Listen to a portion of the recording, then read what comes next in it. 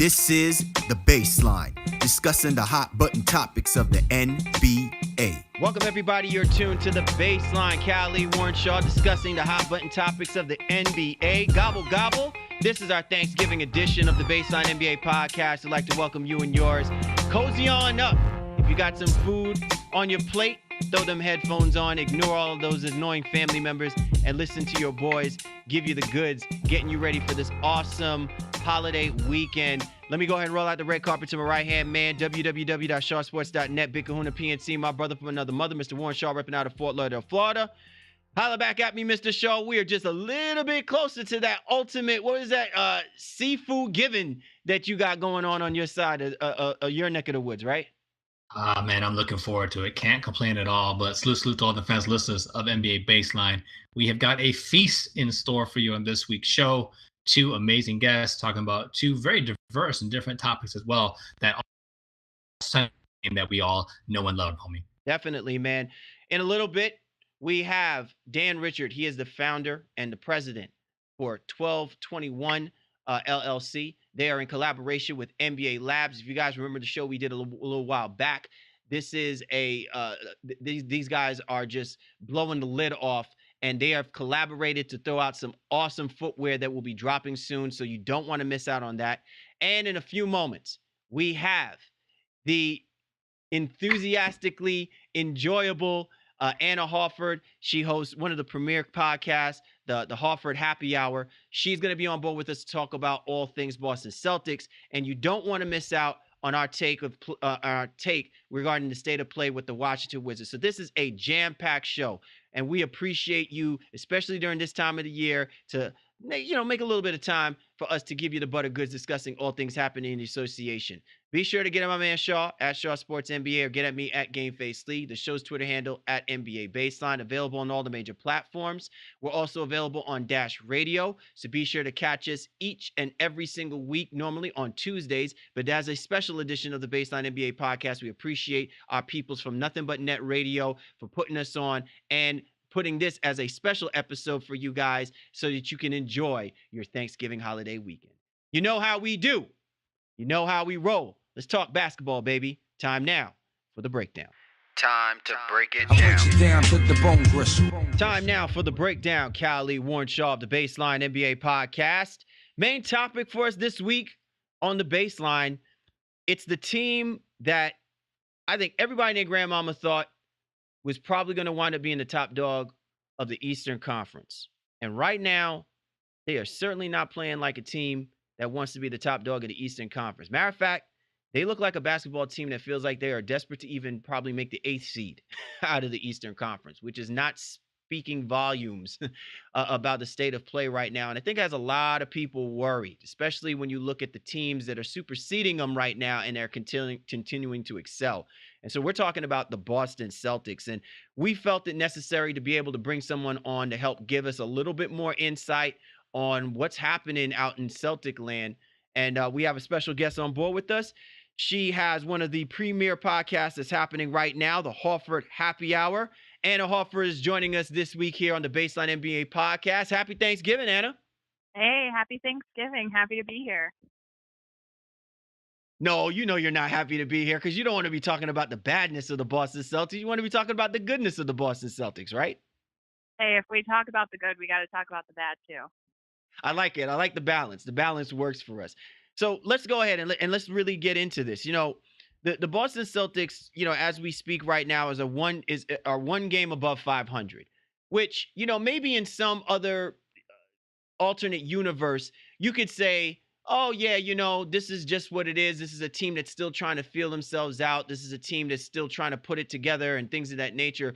Although that's not the sentiment and the feeling people are kind of leaning towards when they're talking about this team, simply because when you look at the plethora of talent that the Boston Celtics have, the success that they had last year, being one game away from making it to the NBA Finals. So, Anna, I got to ask you, why is it that we're not giving the Celtics enough time, given the fact that two of their superstar starters didn't help this basketball team get to where they were last year and are just now kind of trying to figure this out at the course of this season? Yeah, I think, like what you said, time plays a really big role. So we all knew it was going to take time for these guys to get acclimated to this current roster because, yes, they were all teammates last season. But no, we didn't have Gordon and we didn't have Kyrie towards the end. And we found a way to really click and make it work with the guys that we had in the playoffs last season. And, this is a new team, essentially. I mean, so these guys, it's going to take some time for them to work together, make some adjustments, and everyone's roles have kind of shifted since the playoffs. So guys are still trying to figure things out and figure out how to make it work. So now being a part of the Boston family as you are, um, what is the temperature that you can tell from there, in general? We know the Boston media can be a little excitable and the fan base can be a little more than that. Right now, as this team is just struggling to kind of hover around 500, what's the pulse of the things that you're getting, and maybe from Al as well too, about what's going on with the team in general? I mean, first of all, I think you saying that Boston media, I think that was a nice way to put it because they're brutal and very opinionated. And, I think those guys like to jump ship really quickly. But I honestly feel like the number one feeling coming from this team is frustration. So I think guys, know that they aren't where they should be and the team isn't gelling the way that it should, and the way that they would like it to, and the way that, their fans expect them to. So yeah, I think frustration is the number one thing, but my thing is don't hit the panic button. I don't know why everyone's freaking out. It's so early, and I had even tweeted the other day, come the All-Star break and come playoffs, like this is just going to be ancient history, I promise you. Anna Horford joining us here on the Baseline NBA podcast. So Anna, so here's the thing, and this is something that I've particularly noticed with this team. Last year this was a basketball team that I felt like before Kyrie Irving suffered his injury, and obviously Gordon Hayward was already out of the picture. Kyrie Irving was playing at an MVP like level. And what's interesting to me is that, people tend to look at, the spectacular nature of how Kyrie Irving plays and accords that to this is why we should be putting him in the MVP conversation. No, the reason why last year I felt that he was in the MVP conversation is because he literally was the reason why the Boston Celtics started to trend upward, why you can buy into the idea that they were going to be a legitimate threat to beat possibly the Cleveland Cavaliers had he stayed healthy. And while he is posting up some really good numbers and he's kind of starting to get into his groove, I'm not seeing the where his gameplay is having a holistic effect on these pieces that the Celtics have built around from last year. Can you just talk to me a little bit about what is it that you're seeing from Kyrie Irving that's good, and what would you like to see more of so that we get the essence of why we should be talking about Kyrie Irving being the most important player for the Celtics team to eventually get over the top? I mean, I think, like you said, Kyrie last year did really provide a spark for our guys in order to, get better. And I think that he's doing that again this season. However, it's just a little bit more low key. And I don't know. I think that people don't give these guys enough credit. There's a lot that goes on behind the scenes. And I think that, he is taking responsibility. I think that all of our guys, I think Brad Stevens, everyone's taking responsibility. I see that as a positive because, they're not gonna lie to our faces and tell us that they're playing the best that they can play right now. And so I think as far as what he's doing right, he's taking responsibility. And I mean, he's been great the last few games in particular. And I think that he's just going to continue to put his head down, get work done. I think that as far as things that can be improved on, I think that doesn't just rest on Kyrie's shoulders. I think it's going to take every single guy on that roster to really find their role, find their purpose, and to execute. So right now, Boston's defense is top rated. Their offense is in the lower third, unfortunately. And one of the things I think when they beat Toronto roughly a week or so ago, it was interesting because Kyrie took over. right? And it was one of those situations. I think how I position Boston is like Boston should not need Kyrie to take over, I guess, unless it's against some of those elite teams. They're good enough collectively as a whole to where everyone can kind of chip in, and they're going to have some games where Kyrie scores 14 points, maybe even 11 points or something like that. And Brown or Tatum or Horford or those guys are the ones that step up. But offensively, they've really struggled, and that has been something that Brad has got to figure out from a scheming standpoint how that's going to get better right now. My question to you, though, is at what point would you specifically be worried? You mentioned, a little bit around, hey, all-star time, you're not going to be worried about this anymore. Is that when you say, hey, if they're still struggling around 500 at all-star, is that the point where you start to worry about what this team is, what direction this team is headed in? I mean, I think a little bit sooner than that is when the nerves would kick in. Definitely, probably by the new year, we'll see how things go by Christmas and kind of go from there and reevaluate. But Brad is a brilliant coach.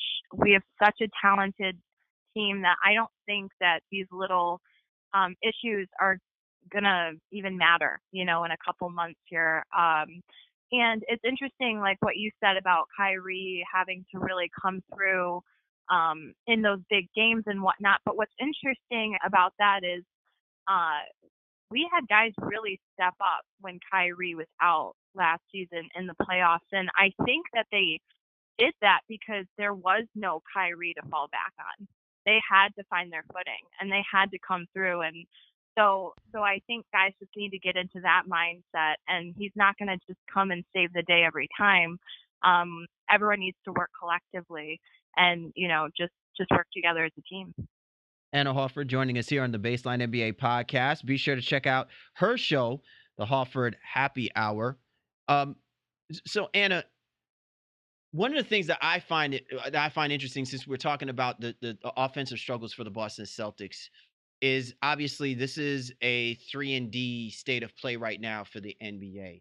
But I've always been a little skeptical that, we don't have 5 Larry Birds on our roster, right? There's some guys really reliable to shoot the three, have no problems when you give them the open shot. I think a lot of this comes down to ball movement.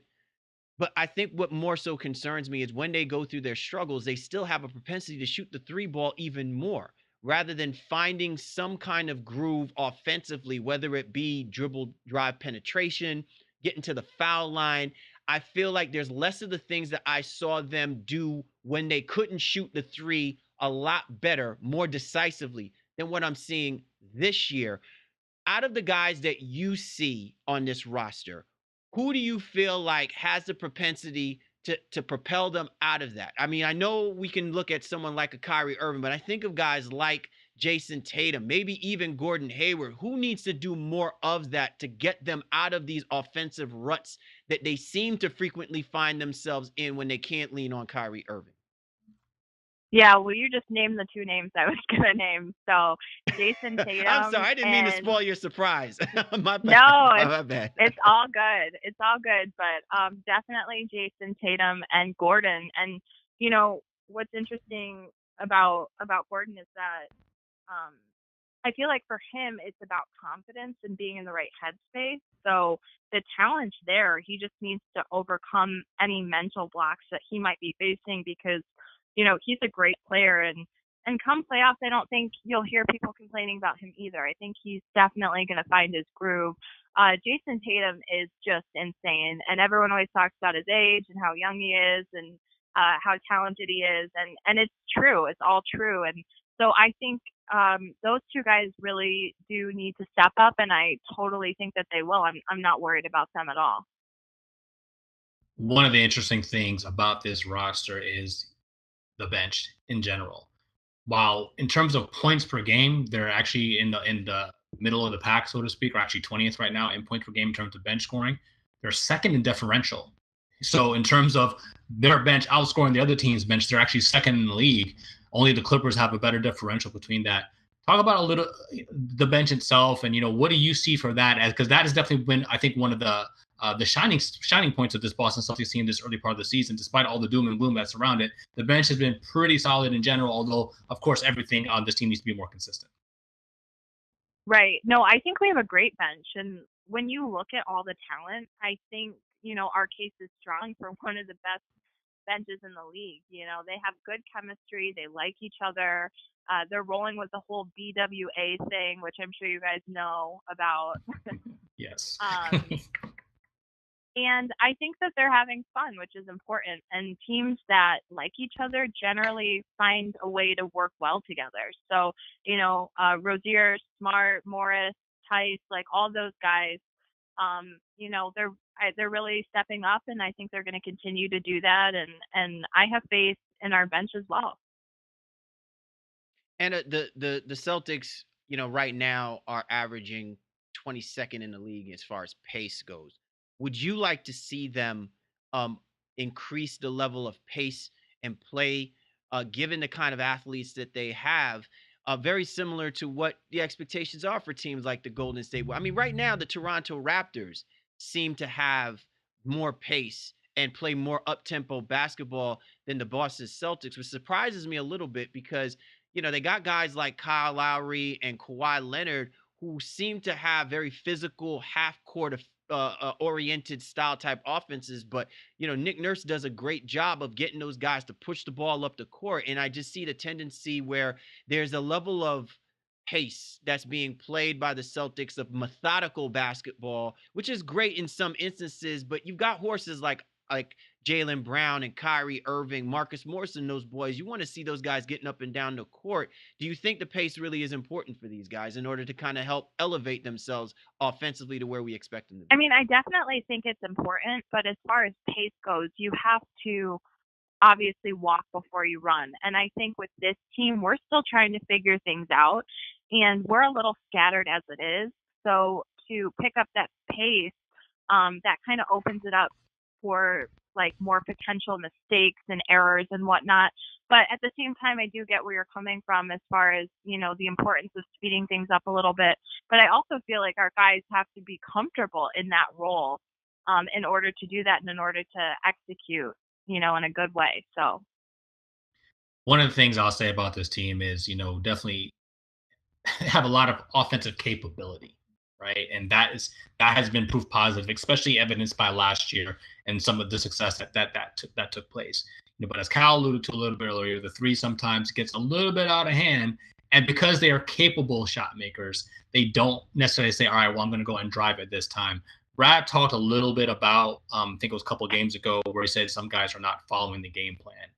Do you have any insight as to what that may potentially be and what the changes may be? Because he's also talking about, moving the starting rotation around a little bit now as well, too. What do you think probably needs to happen on that side of things for things to turn around? I mean, I don't know. I think that our guys know at the end of the day that Brad Stevens knows what he's doing, and that listening to him is their best bet. And like I said earlier, I think a huge part of all of that is that everyone has to make adjustments because everyone's roles are different this season than they were at the end of last season. And I think guys are getting used to that. I think Terry is getting used to coming off the bench because, he could start on so many teams right now in the league. And so it's just everyone making those little adjustments and really believing in the game plan. So as far as something specific, no, I think it's just going to take time for everyone to acclimate.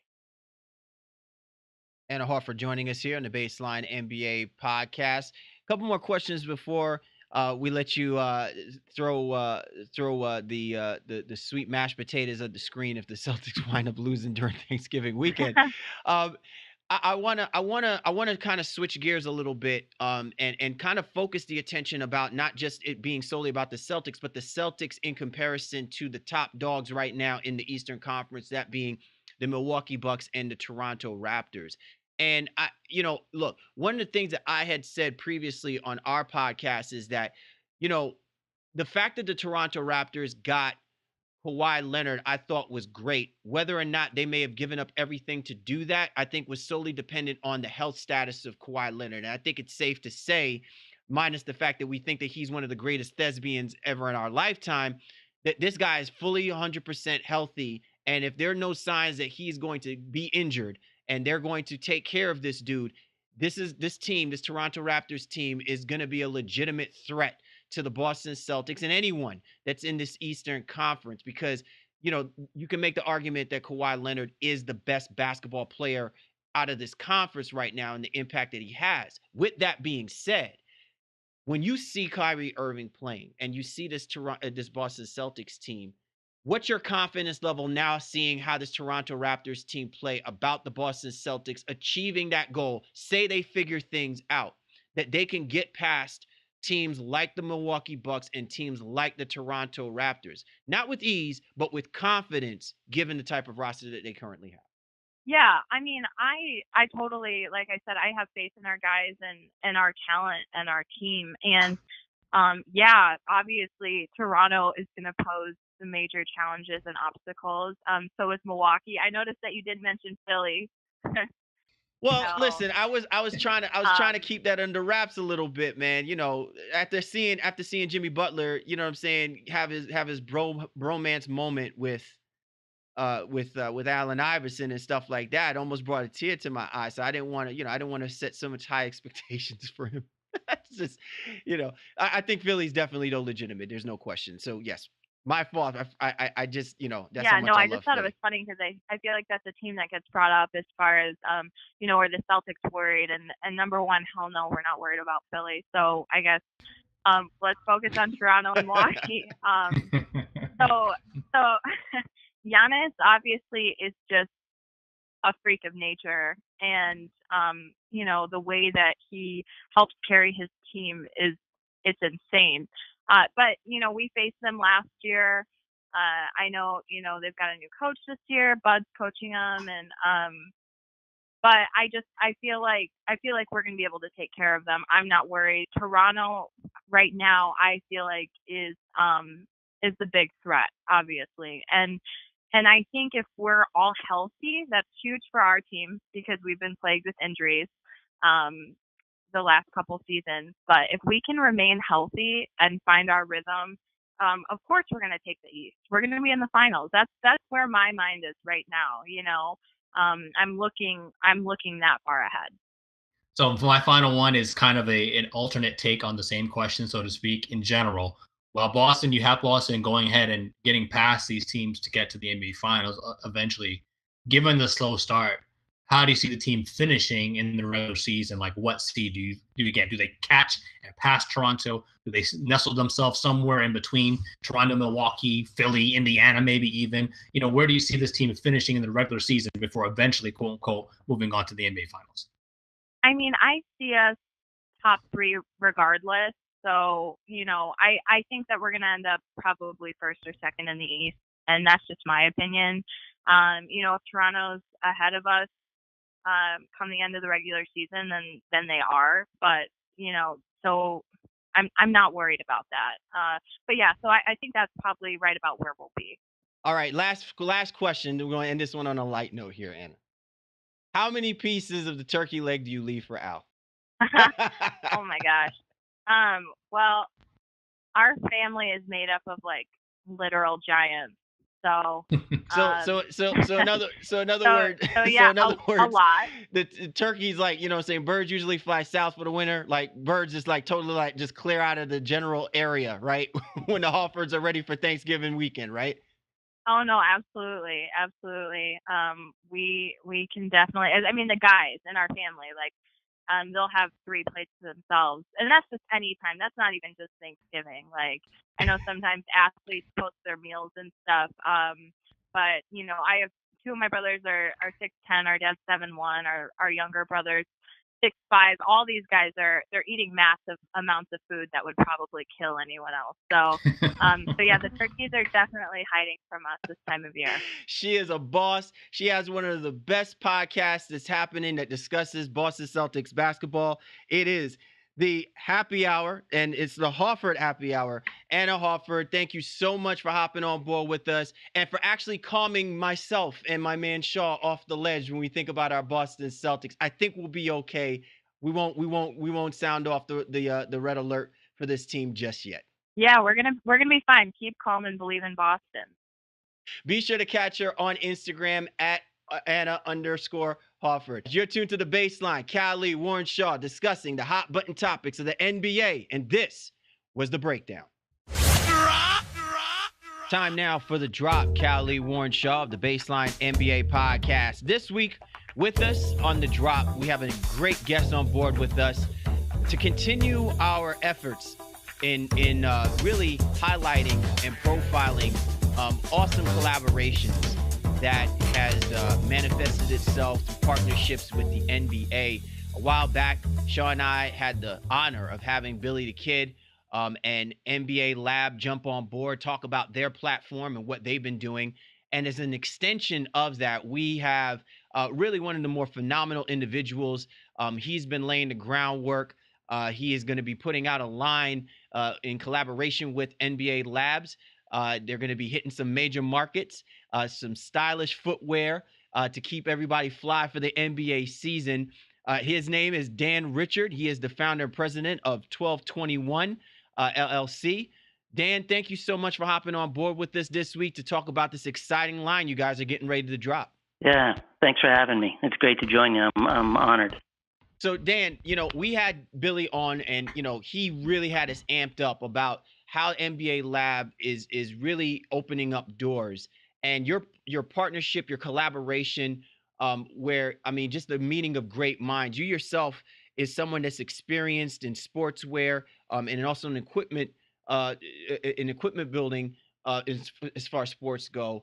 And it's ironic that, the NBA has found a way to allow individuals like yourself who are vested veterans in the game with a lot of creativity, a lot of ideas, that you now have a platform that you guys can build on and to really elevate the line that you guys are getting ready to drop. Talk a little bit about that and also talk about how the collaboration with you and Billy the Kid came forward. Yeah, sure. Billy, the spot with Billy was, I thought, done very well. Billy is a fun guy to work with. He's a great individual. Interesting, motivated by his work. Really thoughtful, but I got to know Billy through his partner, Bill Fickett, who I think he also mentioned. And when you listen to Bill has one speed, Bill Fickett has one speed. And you listen to the guy and you can't help but become motivated by him. Bill and I met one another years ago, probably 10, 15 years ago. At the time I always said, I'm the shoe guy. I've been in the industry for about 35 years. So I've done a lot of, worked all around the globe, really, both in, mostly in design, product development. I always like to speak to the consumer. And so, as a designer, I always look at how I can move the needle forward from a design perspective. But really, my focus, and I think a designer's focus needs to be on the consumers. So Dan, what's the first thing you ever designed? What got you even into this this career path to begin with? Yeah. In seventh grade, I was designing Michigan football uniforms, and I think it was in math class. So it's funny, I out of school. So on a more serious note, out of school, I've been involved in sports my entire life, and I became inspired by a professor at school who was an industrial designer, and I hit a chord. And so all of my projects through school were about sports, and athletic equipment and weightlifting benches and, shoe design. Back then, industrial design in shoes wasn't so popular like in the early 80s when I got started. But Nike was starting to hire industrial designers, so I think back then we didn't talk about product language or really even brand image at the time, maybe a little bit, but it hadn't filtered all the way back into product design, I don't think. I found a home with industrial design, absolutely loved it, and I was fortunate enough my first job out of school was to start with Nike. So they were here in Exeter, New Hampshire. I was 23 years old. It was my first job out of school. I walked in and thought, that I'd be given product briefs and and told what to do a little bit. And they looked at me, and my manager looked at me and said, your job is to make $1 million a day. So meeting's over, you go figure it out. And I think the competitive juices kicked in, and that, all right, this is what I'm going to do. But it was all there. It was a great first job. And I think for a competitive person, there was no governor. You could do what you wanted. And so and I think back then I thought, what I really want to do is kind of explore. Work for a few years in footwear design, and then explore industrial design. But I just love, sports are the perfect marriage of your emotions and sport and product. It's lifestyle all wrapped into one. That's everything as a designer, that's everything I should want to do. Dan Richard joining us here on the Baseline NBA podcast. He is the founder and president of 1221. Be sure to catch them on Instagram at 1221 LLC. So, Dan, let's talk about the line. It's expected to drop next week. Do you have a name for the line? I know that there's a lot of excitement already. You've posted some preview pics of some of the footwear that's expected to drop. Talk about the essence behind it and what your expectations are as you guys are inching a little bit closer to your drop date. Yeah, absolutely. So the shoes are a collaboration with Billy Kidd, and it's artwork from Billy Kidd, that we then applied to shoes. I think more specifically to your questions, we're dropping in 8 cities with our initial 8 teams and online at Fanatics, NBALab.com, the NBA store in Manhattan, as well as NBA.com. And so the premise of the NBA Lab is that we're pushing forward into the test markets. We're an incubator on product and merchandising and developing the business. So, in that spirit, we've selected our initial 8 teams, and we're using, our graphics are called exploded team graphics, meaning that we're featuring the logos of the teams, and then applying in sort of a street art way, and it's all out of the head of Billy Kidd, and we made it happen, by executing. So we've got 3 models that we've applied the graphics to. The idea is that it's quick turn. We want to work close to the market. So technically, we've got, our 3 models that will spin with different graphics. And if we look forward, what I'd love to have happen is, our initial launch is, I look at it as a test market. So we'll be into the market, and then, with every turn of the season, so whether it's the All-Star break or the playoffs or, at every event during the season, our intention is to turn the graphics and to spin it forward. And all of it, the vision why we started 1221 is let's capture the emotion of the fan.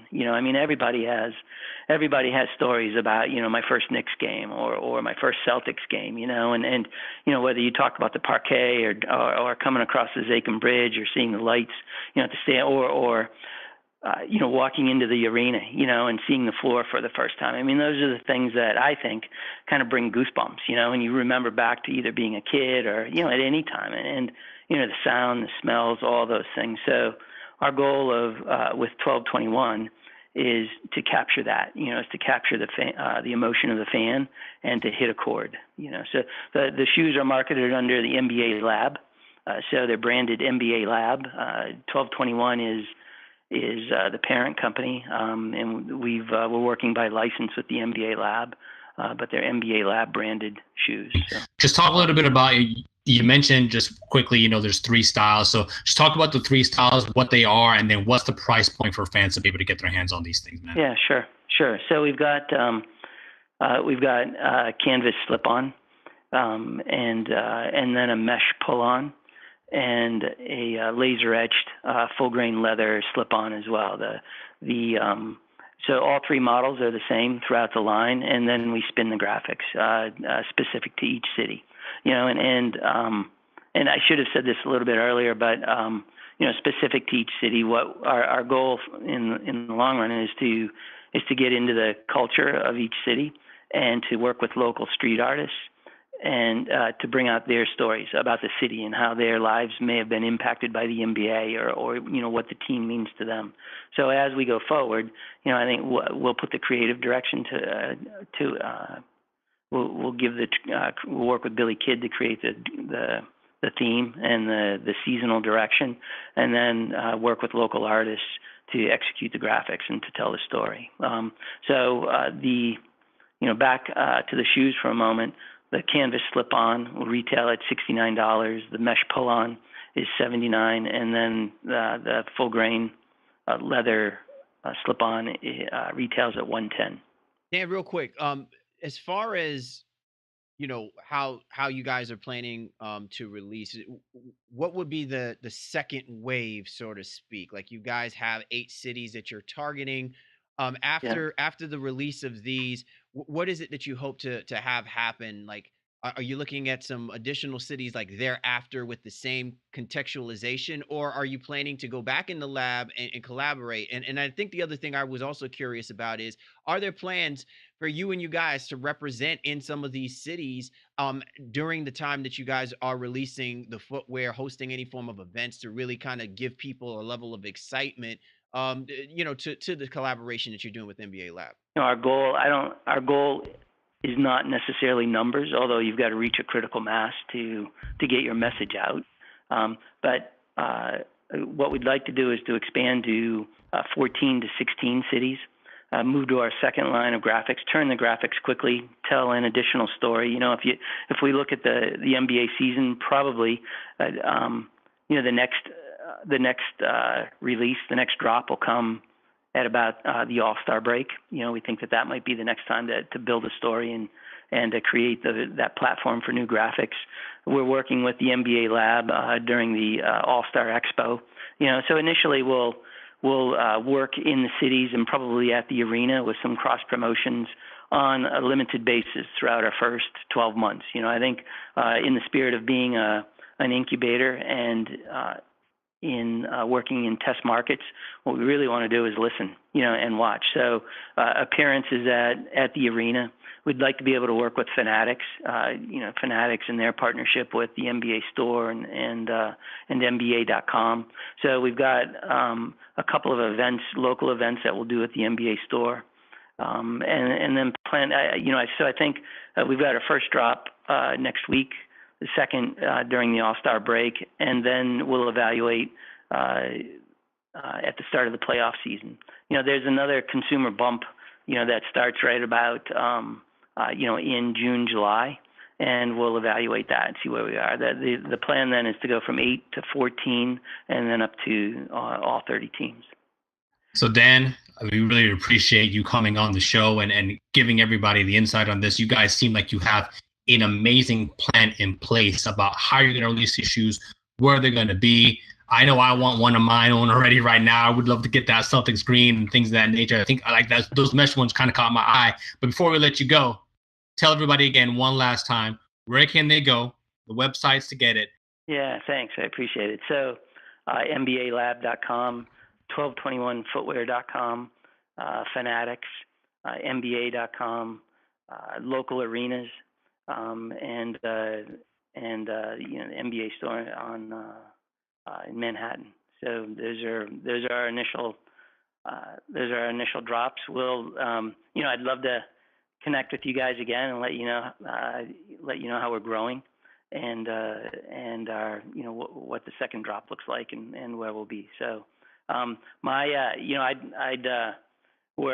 we're getting started in all this. My personal information is Dan Richard at 1221llc.com. So I'm open to, I'd love to hear feedback. Our Instagram account is, you can hit me on Instagram as well, and I'd love to stay in touch.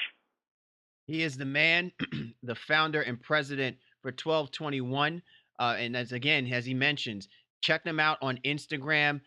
This is where you can get a sneak peek of some really fly gear to get you laced up for an already exciting NBA season. Dan, we thank you so much for hopping on board with us this week, and this certainly will not be the last time that we'll have you on. We'd definitely love to get your thoughts, and also to find out how things are going.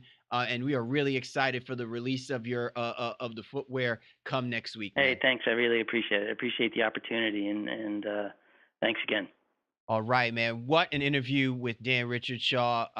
Hey, man, NBA Lab putting in that work, man. Billy the Kid don't play. He's blazing saddles right now with the work that he's putting in, and I have no doubt that the shoe line that's going to drop next week is going to be pure fire. 8 cities are going to be blessed lovely with some fly gear for the NBA season.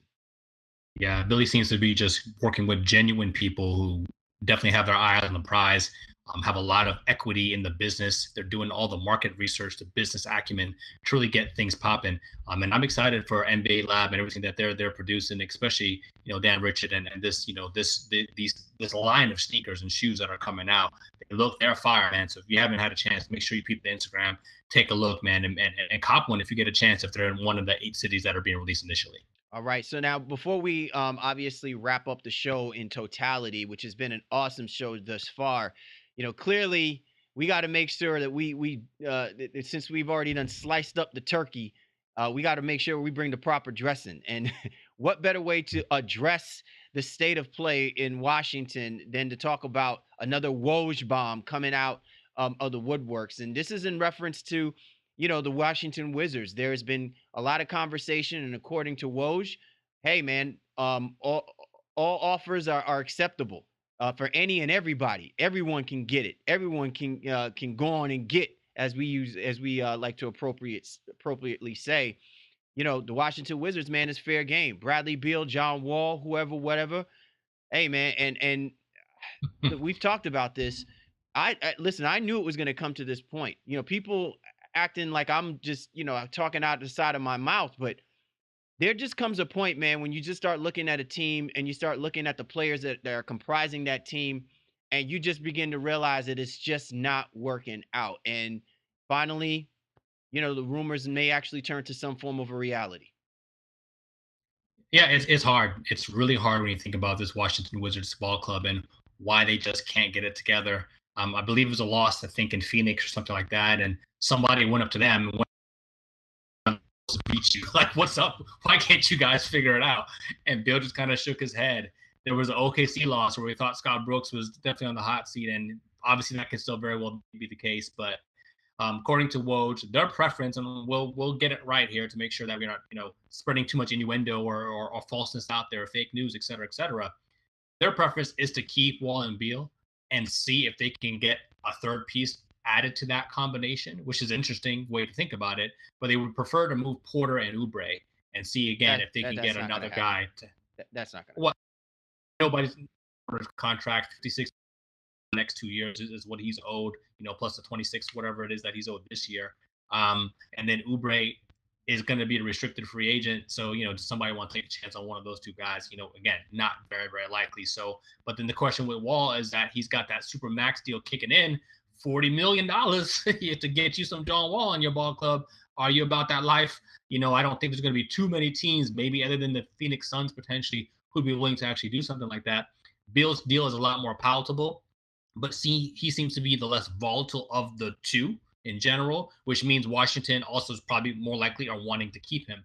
So who knows what ends up happening? Who knows what offers end up being sent their way? But right now, even as we record, they're getting lambasted again by a very good Clippers team. But at home, in their own DC family, the Clippers are beating them by 20 as we record right now. So this Wizards ball club is just in disarray, and we'll end up seeing what happens if they end up moving on for this entire thing and blowing it all up. Well, there's already rumors that are being thrown around that the Charlotte Hornets are trying to see if they can pull Bradley Beal. I mean, and listen, if Michael Jordan can pull this off, then we can legitimize him as saying he's actually for real about trying to put together a quality basketball team instead of just kind of coasting as an owner, right?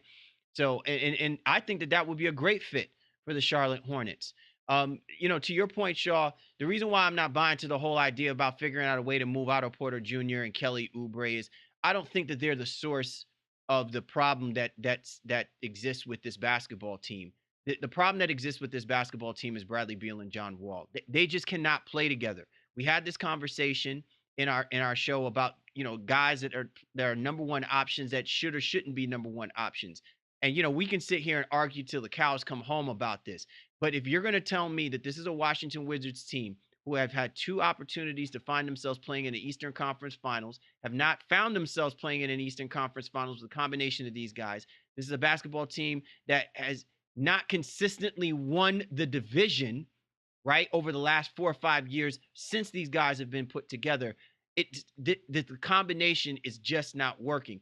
And there's been a quote, I believe the other day, Bradley Beal indicating, saying, I've been dealing with this for like 5 years now, right? Like since he's been with this basketball team. And people may not think that he's talking about John Wall, but we all know that he's talking about John Wall. We all know he's talking about the air that he has to breathe amongst this basketball team in order to assume that they're going to be a successful basketball team. They're going to function. And they can't do that unless these 2 guys can get it together. And I just don't see it happening. And I guess the biggest question here is, one of those guys has to go. So that's what you're saying. One of those guys has to go. So do you err on the side of Beal or do you err on the side of John Wall? No, they hitched their whacking with John Wall. They paid him this ginormous amount of money. And look, I'm not going to say that that's their fault, but you have to say, you know what? You made your bed and you lie in it. When there was an opportunity for the Washington Wizards to really sincerely think about whether or not they wanted to build around John Wall, they could have walked themselves away from it at the time John Wall was not 100% healthy, okay? And listen, basketball players always swear up and down that, it's all about the revenge factor, this, that, and the third. I'm gonna put it on my old team, whatever. The only time that ever means something is if they are significantly helping their next basketball team do significant things, okay? I mean, you take a look at Carmelo Anthony. Carmelo Anthony is one of those guys who'll have a legendary record, but everywhere that he has gone to, you can always question if whether or not organizations are going to be able to survive when he leaves, right? And so this is my thing. If you are an organization and you are not 100% sold on a basketball player, he is not a LeBron James or a Kobe Bryant or a Dwayne Wade or however many other franchise players that we keep talking about, it's okay to walk away from it because you should have confidence in your organization being able to do what's necessary to make your team successful, right? And so if you believe in Bradley Beal, then you need to work a lot harder at getting rid of John Wall. But if you don't believe in this basketball team, then you got to sit with John Wall. And Bradley Beal, to me, is the best person that can be moved somewhere where you can get something back for him because he's obviously the on the high end of basketball players in which there is a need for right now, where you have multiple teams that can throw offers at you. Bradley Beal is that dude. A lot of teams already have their cornerstone guards. So either you buy into John Wall elevating that position, right? That is a deficiency if you're a playoff team and you're going to give up the farm to do it.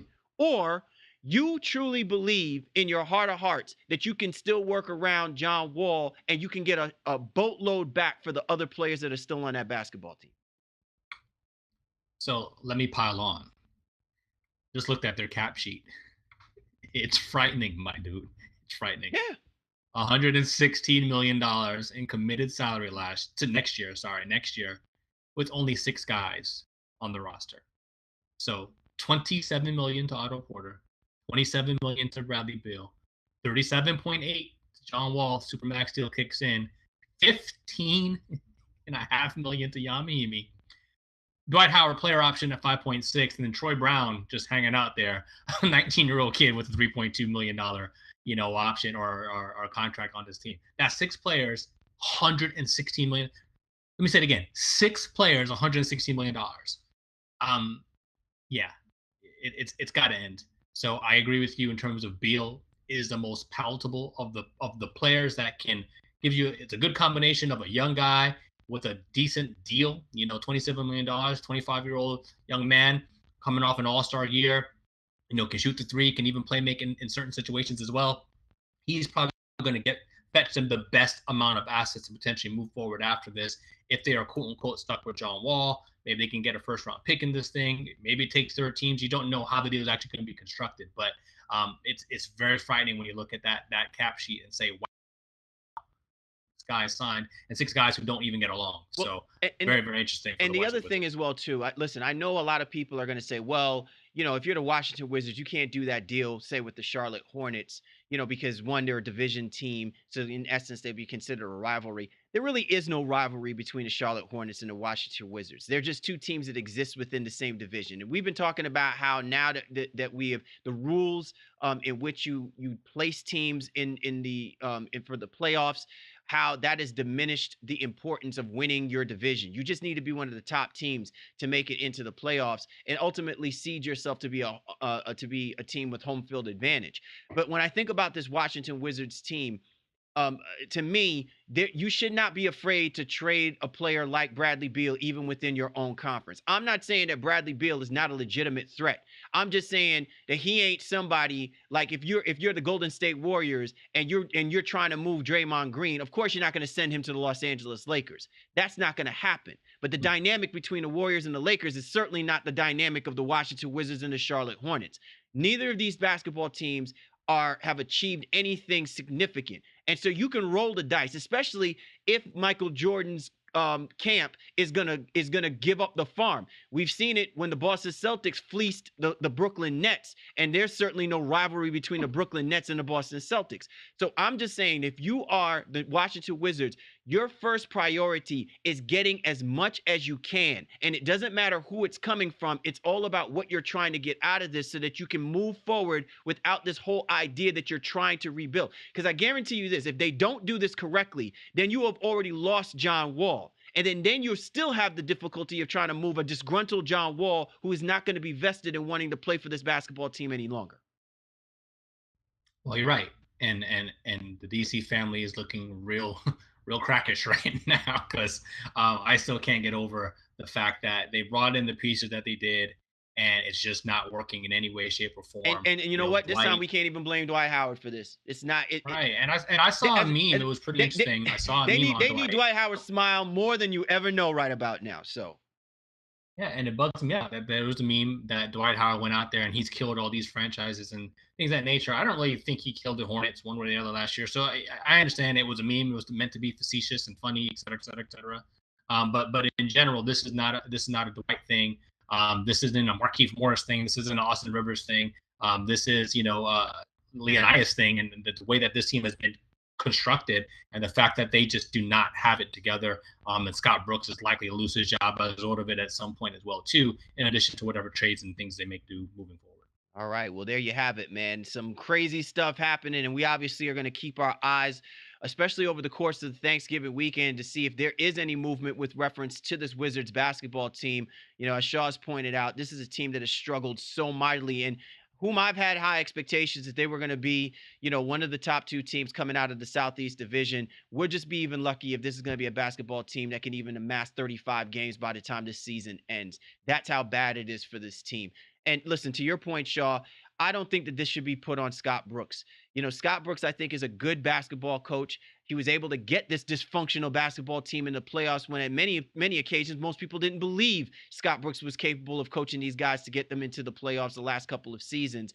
I think that he needs the type of guys that he wants to work with. And I think that it's about time that Grunfeld and those dudes stop throwing players at him to fix a problem that clearly hit the way that he situates the cultures of that basketball team. The players that he's getting is not helping his cause, and it's not helping the enthusiasm for Washington fans to watch any more basketball.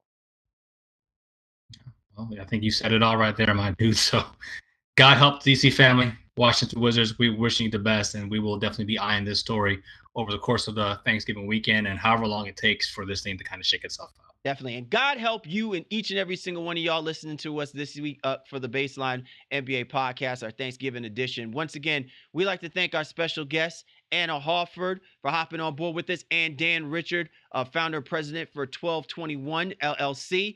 Be sure to check out the new line dropping next week and definitely catch out Anna Horford's podcast. She discusses all things Celtics basketball, but more importantly, she is a basketball savant. Once again, for the Baseline, Cal Lee, Warren Shaw, we appreciate you guys. Enjoy your Thanksgiving holiday, and we'll catch up with you next time.